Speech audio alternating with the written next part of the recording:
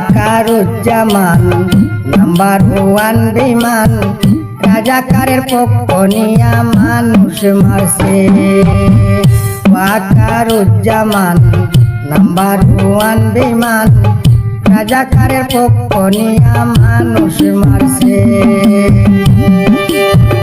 গোপালগঞ্জের ঘটনা দুঃখজনক বেদনা সারা বিশ্বে ঘটনার নিন্দা জানাইছে ওয়াকারুজ্জামান নাম্বার 1 বিমান রাজাকারের পক্ষ নিয়া মানুষ মারছে ওয়াকারুজ্জামান নাম্বার 1 বিমান রাজাকারের পক্ষ নিয়া মানুষ মারছে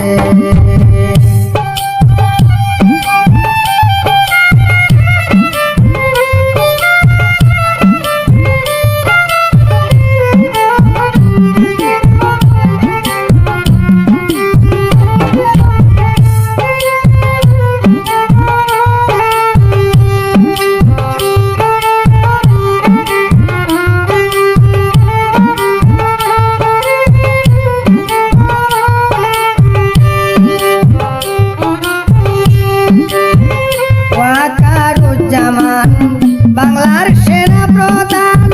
শেখ হাসিনার পায়ে ধরে চাকরি পেয়েছে এত বড় মির্জাপুরে রাজাকারের ধূসর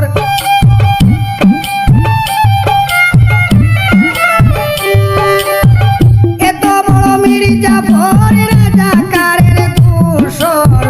প্রধানমন্ত্রী শেখ হাসিনা নিজেই বলেছে ওয়াকারুজ্জামান নাম্বার 1 বিমান রাজাকারের পক্ষ নিয়া মানুষ মারছে